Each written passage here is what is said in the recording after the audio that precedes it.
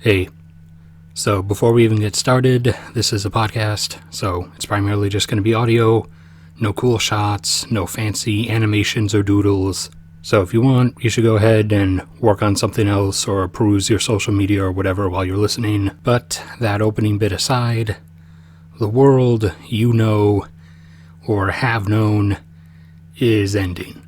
And no, re-electing Trump won't fix it. No, getting rid of Trump won't fix it. No president is going to fix it. No prime minister is going to fix it. No UN council is going to fix it. Because unfortunately, the reasons for this are grounded in something much more real and tangible, known as physics and mathematics, and just summed up probably better as reality. Something that doesn't really have any place in politics. Now, I'm not talking about climate change. Granted, that is its own factor and is absolutely already exacerbating some of the issues pertaining to this and is only going to be exacerbating them further. And by all means, in the political sphere, it would be nice if we could go back to people arguing about, something meaningful like climate change, as opposed to representatives and national leaders arguing about the activities of football teams and what sports athletes are wearing on their jerseys. No, what we're referring to here is the end of prosperity, or the period of time mostly comprising the second half of the 20th century, is vaguely being looked back on as the prosperity age, a time that relatively hit its utmost peak throughout the 90s and a bit of the early 2000s, and then sort of crashed over with the first oil production peak in the mid to late 2000s, which also then tied in with the global financial collapse of that same time period. But that later half of the 20th century was when such a huge chunk of population was able to make the leap from, we'll just say, the past into different versions of what we could recognize as semi-modern life. Cars became widespread, selection of things available to you became widespread. Almost everybody, as long as you could afford the price on the shelf, suddenly had the ability now to buy any kind of product they wanted to from anywhere in the world. I don't have to live in Germany to get my German chocolate, for example. Electricity became ultra widespread, giving us luxuries like absolute temperature control in our homes and buildings to whatever specific degree even that we wanted, removing the manual work out of laundry, granting light to any darkness on demand without the need for managing lamps and fuel, air travel coming about, allowing you to literally go from one side of the earth to the other in under a day, and every other 20th century plus luxury that you can think of that has now been allowed to the masses by the supply we were granted of excess pre-condensed, pre-packaged energy. And a bit also on the side of coalesced, nicely concentrated material access, but we'll touch on that in a little bit. So basically the whole illusion of economics and the modern system is sort of a pyramid standing on top of a foundational paradigm that consists primarily of three things: material, energy, and time. So to just build up an understanding real quick, at the most basic level of everything, you have us, the humans themselves, and we need both energy to maintain our ability to move around and stay alive, and material to replace other material in our bodies as processes continue to go on, and we get all of that from food, obviously. So before, you have just human manual labor doing the stuff and growing the food and everything, and that is very, very poor. That, when it's all just human manual labor, got you a net yield of usually 2 for 1, sometimes maybe 3 for 1 if you were lucky, but in most cases it was 2 for 1, as in you got the equivalent 2 units of energy out from the food you grew or acquired versus putting 1 unit of energy in.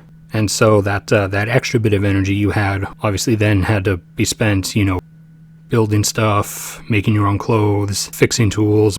Now, eventually, civilization moves a bit beyond that and replaces a fair amount of the human manual labor with animal or slave labor, and then eventually jumping up from that to wind or water mills in some cases, and that both gets you a better energy yield and also lowers the percentage requirement of your citizens that you need to actually specifically focus on food production, which thus steps your civilization up because it leaves you with a bit of an energy surplus and now also a citizen or labor surplus, and that surplus can go into making other things and new things, but it was still all human-made, so handmade, slow, and less costly, and thus in most cases a lot of the newly emerging luxury items were still only for the upper class. And so in both of those paradigms, either the one where it's you, your own human labor, yourself, or your citizens,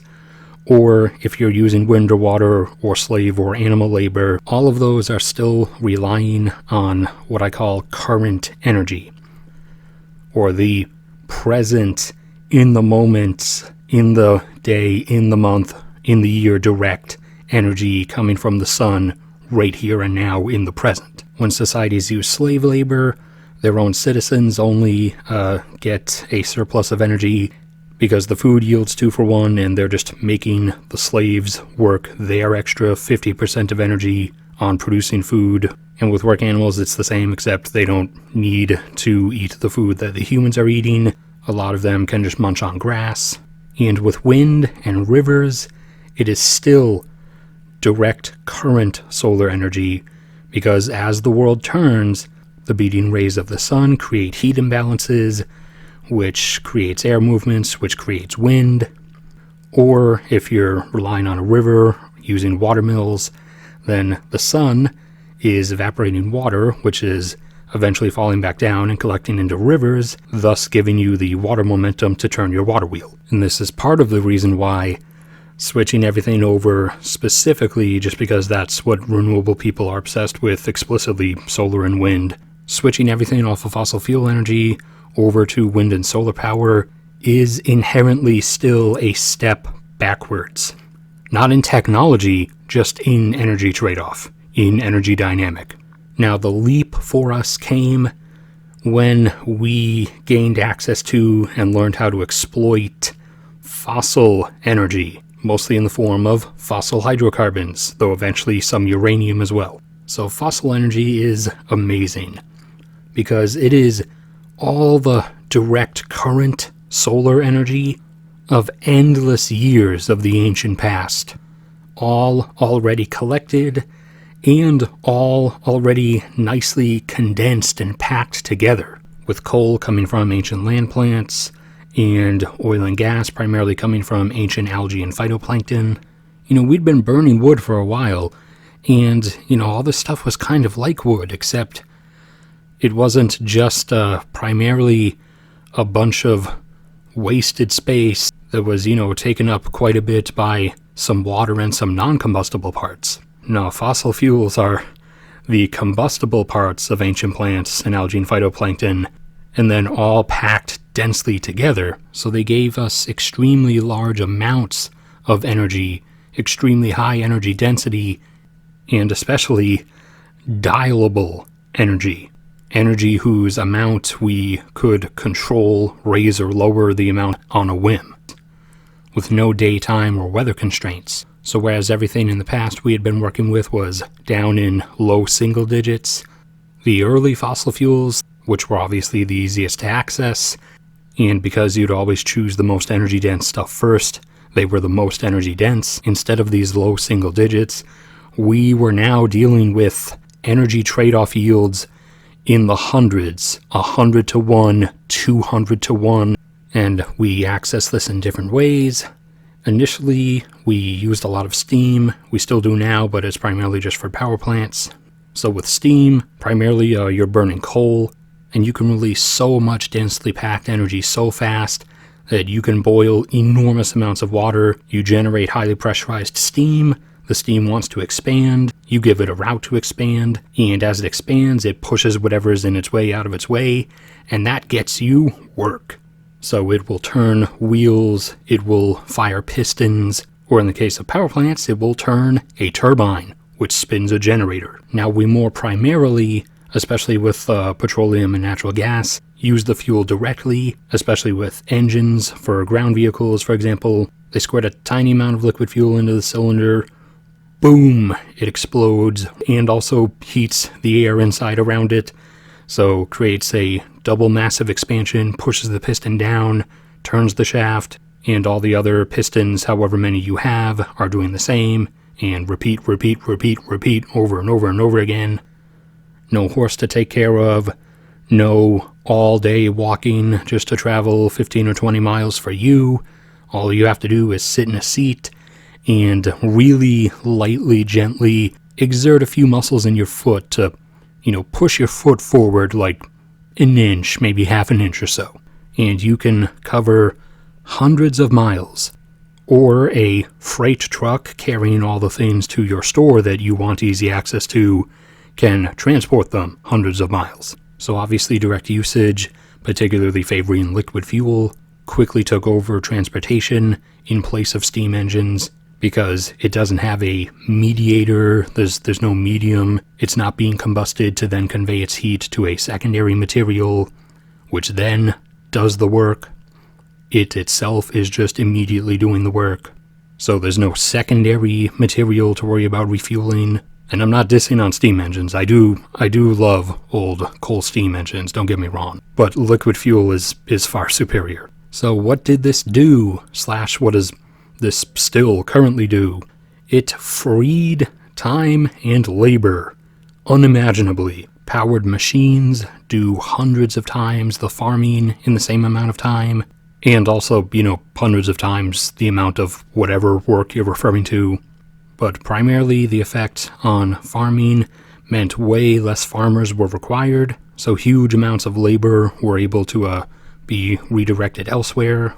So into the factories and the services people went, and thus as the clock turned into the 20th century, something resembling the modernity that we're familiar with began to emerge, as especially now, once many things were able to be made very quickly because they were being made by machines. Granted, people were operating the machines for the most part pre-second half of the 20th century, but the fact that it was now all this powered machine assembly, so much could be made so quickly, so everything became much more cheap. So all of the new things that were being developed were now no longer only for the ultra-rich upper tier of the upper class. And more new things began being discovered and invented much more quickly because with this massive lifting of labor and this input of abundant energy able to do so many things so cheaply, so much more both time and resources were now able to actually be made available for research and science and the like. And all this massive high-yield energy also allowed a much greater freeing of resources or recovery of resources, whereas formerly, for the longest time, mining was restricted basically to visible veins where you could straight up see the gold or silver or the copper or the tin in the walls of your shaft or the cave. Now with these great excavating machines, these enormous mining shovels and eventually bucket wheel excavators, now it was completely fine and feasible to just dig up hundreds, thousands, eventually millions of tons of just basically dirt that had a high percentage concentration of the particular metal or mineral that you were looking for, as we also now had all these new processes and all this excess energy available to the mining industry even, especially once electricity came around, so that we could efficiently extract and refine whatever we wanted out of this highly concentrated dirt. However, this was only going to last for so long, as not all fossil hydrocarbons are created equal. For the most part, we had been exploiting the best of them. For example, with oil fields, we were drilling near surface, onshore, highly pressurized fields in highly porous rock formations. Things where all we had to do was punch the hole and its own superpressure would have it come gushing out. Well, eventually, we were going to reach a point of an initial peak and inevitable transition. The first peak, as mentioned, ended up coming in the mid to late 2000s as global oil production, global oil output stalled for a bit, for about 3 years or so, and prices skyrocketed, and the skyrocketing prices inevitably allowed it to resume expanding, because only once those much higher prices were reached were other forms of oil able to be exploited in greater numbers. Now, instead of the aforementioned types of deposits, now we already had been slowly moving into, but now are almost exclusively moving into, because that's all that's left, other things like offshore oil and shale oil and gas, and tar sands, like up in Canada, and eventually, when we get desperate enough, kerogen, like in the Green River Formation. Now, the great difference, the great shift that has come about from this is the previous oil, the onshore, near-surface, highly pressurized, highly porous formations, that stuff is highly energy dense, or has a high energy trade-off, 100 to 1, 200 to 1, and because of all the easy factors just mentioned, is dirt cheap. Well, what's left ain't that stuff anymore. Offshore oil is more expensive and more complicated because it's offshore, it's under thousands of feet of water, and then on top of that, under thousands of feet of rock. So it is more expensive by a factor of several times, and has a lower energy yield, somewhere between 15 to 1 and maybe 30 to 1. Shale is even worse because it's more semi-pockets of oil deposits trapped throughout basically not really porous rock and not really pressurized all that much. So quite a number of the factors we have to insert ourselves. We have to first punch the hole, as the saying goes, drill down to it. Then we have to super pump some highly pressurized water, blast the rocks, fracturing them, thus artificially creating porosity, and keep pumping the water through rapidly at high pressures to artificially create pressure to drive the oil out for us. So shale is even more expensive and has an even lower energy yield. It'd be in a very good day if you can get it at 10 or 20 to 1, and then even after that you have things like tar sands and kerogen, and also a lot of the prior onshore, near-surface, highly pressurized fields are now aging or well into their aging process, as they have been largely depleted over time. And the thing is, as there's less and less in the field or in the deposit, obviously the pressure drops. So even on those old conventional onshore fields, we are now having to supplement the pressure as well with injections of highly pressurized water. So even their net energy yields are also dropping and their expenses are rising. And even while doing this, they are still gradually depleting all at the same time as well. So the amount of oil supply coming from conventional fields is still ever decreasing, and thus a larger proportion of the world's oil supply is coming from all these new unconventional sources, which are more expensive and less energy density yielding. And also, even among that decreasing conventional oil supply, a growing proportion of that is becoming assisted conventional oil supply, as in aging fields that require a pressurized water assistance mechanism. So all of this is gradually pushing us further and further into a lessening net energy abundance scenario and rising consistently greater expenses for our energy supply of lessening energy density, or lessening energy yield, rather. Something similar is happening on the material side in the acquisition of more material, more minerals and metals, as over the last century or more, obviously because they would be the cheapest to extract and would give us the most for our effort, we went after and mined the ranges, the areas, the deposits of various metals and minerals that had the highest percentage concentrations first. However, now most of those are either exhausted or already in production, but we still need more stuff. So now we're left with, at this point, in some metals and minerals, having to start mining deposits that are as little as 1/6 up to 1/4 as much in terms of their percentage concentration compared to stuff that we were mining only even 30 or 40 years ago. And so thus that has a circular compounding effect, as to get the same amount of material, it's going to take, if you have 1/4 the concentration, 4 times as much energy, which would already be more expensive in and of itself. However, now the energy itself is growing more expensive already outside of that, and because of that, because of both of them, the material is, which also gets used in all the equipment, the infrastructure, and the processes of the mining itself, the material is also, because of all those things, becoming more expensive, which then dumps back in and continues the feedback loop. Now, ironically enough, coal, the one we were relying the most on for our electricity generation, coal is the one of the three that we would not have to worry about for the longest time.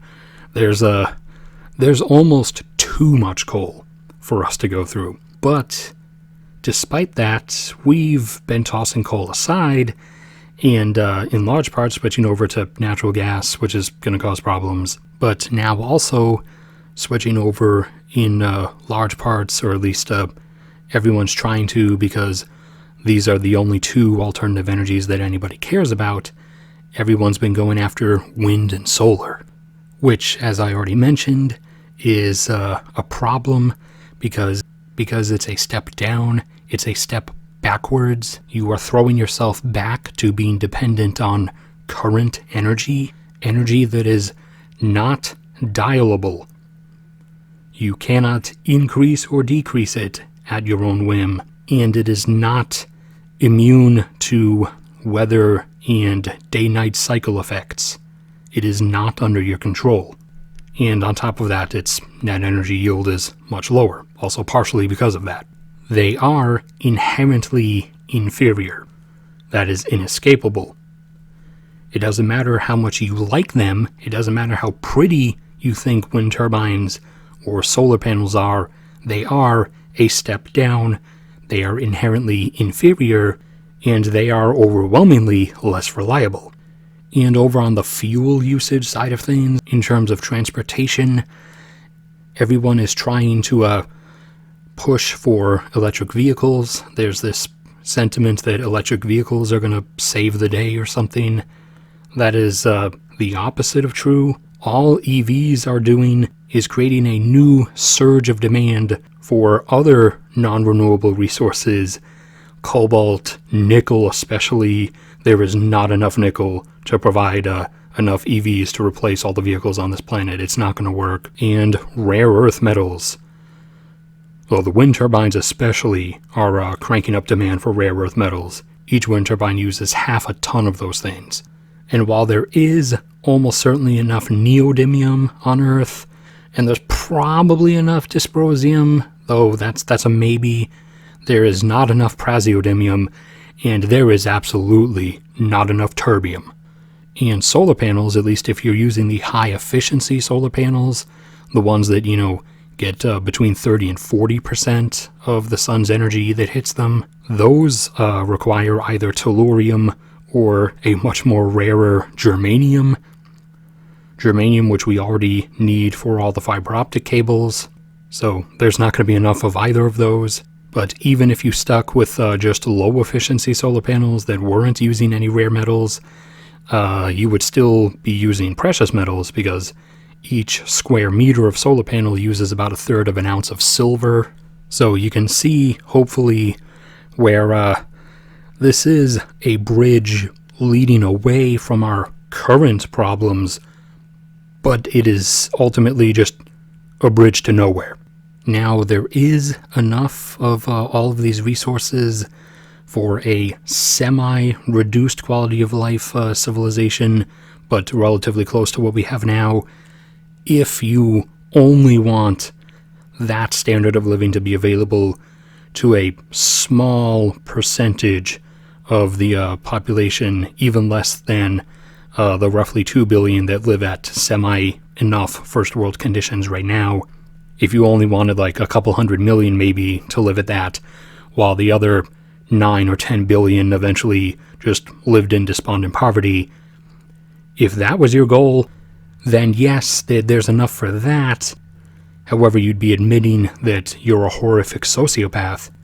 And then, on top of that, you do have some added effects from climate change, such as the increasing number of disaster events requiring more and more time, money, effort, and resources being directed into rebuilding things and into establishing mitigation, the eventual continuation of displacement of large amounts of people globally, which is going to lessen stability in various regions of the world, and also with continuing and more frequent disasters causing more resource extraction disruptions, which will only thus then add on to the continually growing expenses of everything. So what's the end all, the ultimate direction of all of this? What is ultimately going to probably happen from this is a slant downward, or a step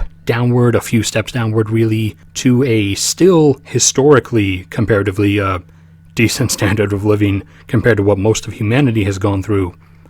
But a decent step down from the ease and cheapness of life that's a lot of us who experienced the later part of the 20th century were used to.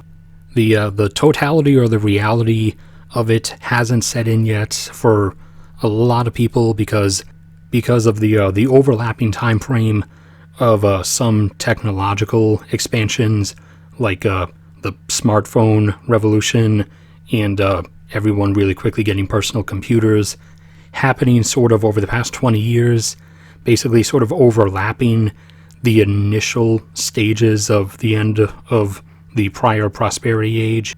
Those sort of technological bumps have kind of sort of numbed or dulled the effect for the moment. However, I think for a growing number of people, it's starting to set in now that, no amount of new games on your phone or how many new apps you get is really going to actually divert anything other than your attention. So a lot of the conventional extraction stuff is going to continue fading away.